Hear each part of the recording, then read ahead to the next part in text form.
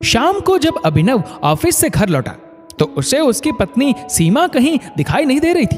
अभिनव ने अपनी बेटी अंजलि को आवाज देकर पूछा, अरे अंजलि बेटा, तुम्हारी मम्मी कहाँ है? दिखाई नहीं दे रही, कहीं बाहर गई है क्या? अंजलि दौड़ते हुए अपने पापा के पास आई और बोली, नहीं पापा, मम्मी तो अपने कमरे में ही है। पता नहीं आज मम्मी को क्या हो गया। सुबह तो बहुत खुश थी, आपके जाने के बाद मामी जी का फोन आया था। बस पापा, उस फोन के आते ही मम्मी एकदम गुमसुम सी हो गई और चुपचाप अपने कमरे में जाकर बैठ गई और हम लोगों को बाहर खेलने के लिए भेज दिया। अभिनव ने देखा उसकी पत्नी सीमा अपने कमरे में चुपचाप लेटी थी। अभिनव ने अपना बैग एक साइड में रखा और सीमा के पास जाकर बैठ गया और बोला, अरे सीमा, क्या हुआ? तुम्हारी तबीयत तो सही है ना? ऐसे गुमसुम सी क्यों लेटी हो? सीमा एकदम से हड़बड़ाकर बैठते हुए बोली, अरे अभिनव, आप कब आए? अभिनव ने देखा सीमा की आंखें लाल हो रखी थी। अभिनव ने सीमा के हाथों को अपने हाथों में लेते हुए कहा, क्या हुआ सीमा? सच सच बताओ, क्या बात है? तुम्हारी आंखें इतनी लाल और सूजी हुई क्यों है? सीमा फूट फूट कर रोने लगी। सीमा को यूं रोता हुआ देखकर अभिनव घबरा गया और बोला, सीमा प्लीज अब रोना बंद करो और मुझको बताओ आखिर बात क्या है, मुझे बहुत टेंशन हो रही है। सीमा रोते हुए बोली, अभिनव भैया बहुत बड़ी मुसीबत में फंस गए हैं। उनका सारा बिजनेस चौपट हो गया है। उनके बिजनेस में जिन लोगों ने अपना पैसा लगा रखा था वह अपना पैसा उनसे वापस मांग रहे हैं। इन सब बातों से भैया को इतना डिप्रेशन हो गया कि कल रात उन्हें दिल का दौरा पड़ा। ये तो गनीमत है कि भगवान ने उनको बचा लिया। आज सुबह भाभी का फोन आया था, बोल रही थी कि आपके भैया एक बार आपसे मिलना चाहते हैं। आजकल आपको बहुत याद कर रहे हैं। सीमा रोते हुए बोली, मैं क्या करूं अभिनव, मेरे कुछ समझ में नहीं आ रहा। मैं जाऊं या नहीं जाऊं? 5 साल पहले टूटे हुए रिश्ते को अब कैसे जोड़ पाऊंगी? अभिनव ने सबसे पहले तो सीमा को चुप कराया और बोले, सबसे पहली बात तो सीमा, रिश्ता तुमने नहीं, तुम्हारे भाई ने तुमसे तोड़ा था। और रही बात तुम्हारे वहां जाने की, तो मैं यह फैसला तुम पर छोड़ता हूं। मैं तुम्हारे हर फैसले की कद्र करूंगा। थोड़ी देर अपने मन को शांत करो और सोचो तुम्हारा मन क्या कहता है, फिर तुम्हें जो सही लगे वही करना। ऐसा बोलकर अभिनव कमरे से बाहर आ गया। सीमा अब उन बातों के बारे में सोचने लगी जिन्होंने उसे उसके भाई के साथ साथ उसके मायके से भी दूर कर दिया था। सीमा की बहुत अच्छे परिवार में शादी हो गई। सीमा का मायका और ससुराल दोनों फले फूले थे, किसी चीज की कोई कमी नहीं थी। पर कहते हैं ना, वक्त हमेशा एक सा नहीं रहता। सीमा के पति का जमा जमाया फैमिली बिजनेस चौपट हो गया। घर की हालत बहुत खराब होती जा रही थी। अभिनव जी नए सिरे से कोशिश में लगे हुए थे, पर अभी तक कोई काम सफल नहीं हो पा रहा था। इन सब बातों का पता जब सीमा के पिताजी को चला तो एक दिन उन्होंने सीमा को अपने पास अपने घर बुलाया और बोले, सीमा बेटा, तुम इतनी बड़ी परेशानी से गुजर रही हो और हमको इस बारे में कुछ बताया भी नहीं। अरे तुम हमारी इकलौती बेटी हो, तुम्हारा हक है मेरी संपत्ति पर भी। तुम हक से अपना हक मांग सकती हो। बस अब मैं तुम्हें इतनी तकलीफ नहीं उठाने दूंगा। मैं अभी तुम्हें ये खाली चेक देता हूं, तुम जितना चाहो उतना पैसा ले सकती हो। अभिनव जी को बोलो इन पैसों से वह नया बिजनेस शुरू करे। बस मेरी बच्ची, अब मैं तुझे और तकलीफ नहीं उठाने दूंगा। सीमा के पिताजी ने जैसे ही सीमा को यह बात बोली, तभी वहां दरवाजे के पीछे खड़े उनके भाई और भाभी सामने आ गए और बोले, वाह पिताजी वाह, अभी कुछ दिन पहले जब हमने आपसे पैसे मांगे थे तब आपने ये कहकर हमें मना कर दिया था कि मेरे पास तुम लोगों के फालतू खर्चों के लिए पैसे नहीं है, और बेटी के आते ही खाली चेक पकड़ा दिया। सीमा की भाभी ने सीमा को देखते हुए कहा, वाह सीमा, क्या तरकीब निकाली है तुमने पिताजी से पैसे लेने की।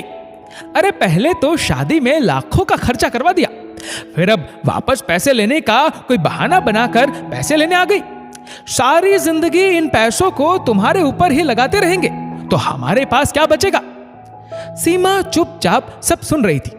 उसको कुछ समझ में नहीं आ रहा था कि ये क्या हो गया। सीमा के पिताजी जोर से बोले, बस करो तुम दोनों, मैं साफ साफ बोल रहा हूं, तुम दोनों के फालतू के बिजनेस आइडियाज के लिए मेरे पास एक फूटी कौड़ी भी नहीं है। तभी सीमा का भाई पिताजी को आंखें दिखाते हुए बोला, अगर आपने हमें पैसे नहीं दिए और सीमा को दिए तो समझ लेना आपके सिर्फ एक बेटी है, बेटा नहीं है। अगर अब संपत्ति पर किसी का हक है तो वो सिर्फ मेरा है। सीमा का इस संपत्ति पर कोई हक नहीं है। उसकी पढ़ाई में पैसा लगा दिया, उसकी शादी में लाखों रुपए खर्च कर दिए। और वह सीमा को देखते हुए बोला, अरे अब तो पीछा छोड़ दे, पिताजी की संपत्ति में से सारे पैसे खुद के ऊपर ही खर्च करवाएगी क्या? कुछ पैसे तो अपने भाई के लिए भी छोड़ दे। सीमा की भाभी सीमा को गुस्से से देखते हुए बोली, सीमा, अगर तुमने संपत्ति में से हिस्सा लिया तो समझ लेना तुम्हारा मायका खत्म, तुम्हारे कोई भैया भाभी नहीं है। सीमा की आंखों से बस आंसू बहते जा रहे थे, जुबान चुप थी। सीमा सोच रही थी, वह तो बस पिताजी से सिर्फ और सिर्फ मिलने आई थी।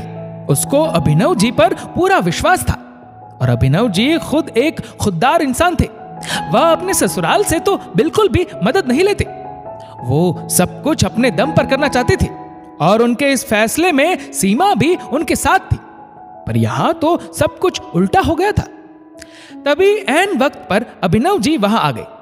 वह सीमा को लेने आई थी। उन्होंने सारी बातें सुन ली थी। अभिनव जी ने सीमा का हाथ पकड़ा और उसके भाई से कहा, ये पत्नी है मेरी, थोड़ा तमीज से बात करो। और गुस्से से बोले, अरे कौन मांग रहा है तुम्हारी मदद? अभी तो मेरे कंधों में इतना दम है, मैं सब कुछ अपने आप कर सकता हूं। अपनी मदद अपने पास रखो। और ऐसा बोलकर सीमा का हाथ खींचते हुए बाहर की तरफ ले गए और बोले, दोबारा इस घर की दहलीज पर पैर मत रखना सीमा, क्योंकि ये सिर्फ पैसों पर टिकी है। प्यार की बुनियाद इसकी बहुत कमजोर है और आज वह टूट चुकी है। सीमा रोए जा रही थी। उधर सीमा के पिताजी ये सब देखकर बहुत दुखी थे। भाई और भाभी दोनों पिताजी के सामने खड़े हो गए और सीमा को रोकने के लिए मना करने लगे और बोले, जाने दो, वैसे भी अब वह पराई है, उसको अपना घर संभालने दो और आप अपना घर संभालिए, अपने बेटे के बारे में सोचिए। अभिनव सीमा को लेकर अपने घर आ चुका था। सीमा के ऊपर गुस्सा होते हुए बोला, तुम्हें किसने कहा था अपने पिताजी से मदद मांगने के लिए?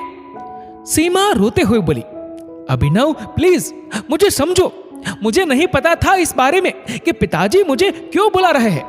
मैं तो मिलने गई थी, सिर्फ मिलने। अभिनव का गुस्सा जब शांत हुआ तो अभिनव सीमा से बोला, सीमा, मैंने तुम्हारे ऊपर गुस्सा किया, उसके लिए मुझे माफ कर दो। बस तुमसे एक बात कहना चाहूंगा, अगर तुम्हारे अंदर स्वाभिमान है अपना और अपने पति का, तो प्लीज उस घर में अब कभी मत जाना। इस बात को पूरे 5 साल बीत चुके हैं। इन 5 सालों में सीमा की अपने पिताजी से जरूर थोड़ी बहुत बातचीत होती थी, पर भैया और भाभी ने कभी गलती से भी इन 5 सालों में सीमा से बात करना तो दूर, उसको कभी राखी पर भी नहीं बुलाया। सीमा का दिल तो अंदर ही अंदर रोता था।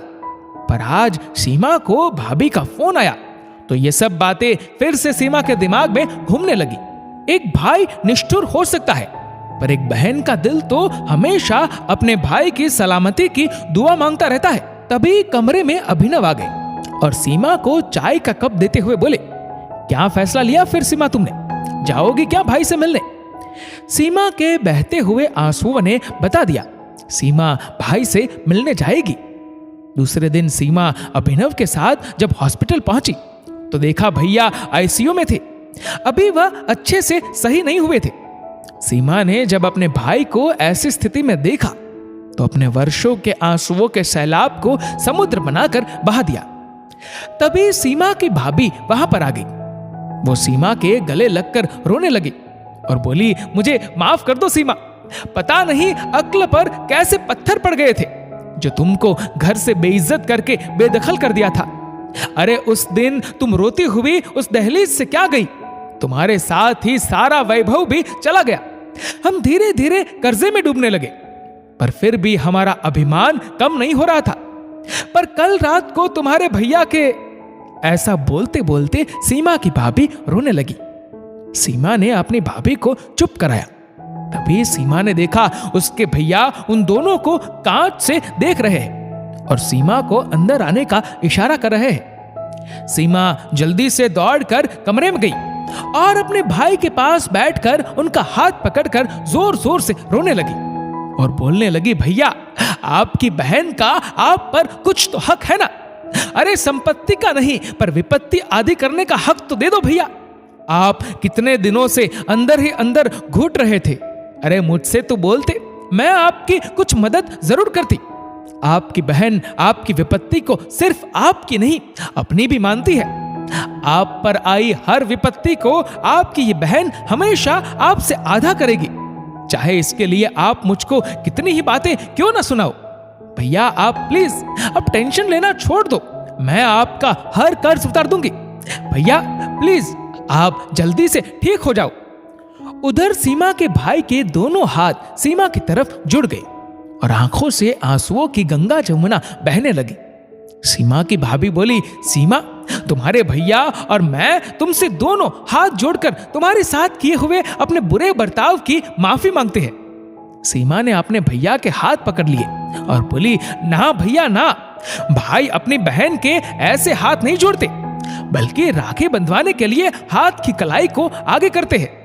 ऐसा बोलकर सीमा अपने साथ लाई हुई पिछले 5 साल की जमा की हुई 5 राखियों को अपने भाई की कलाई पर बांधने लगी।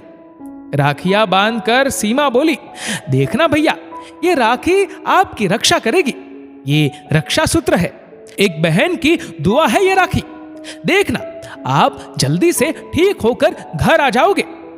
भाई बहन को वापस एक हुआ देखकर दूर खड़े अभिनव जी की आंखों में भी थोड़ी सी नमी आ गई।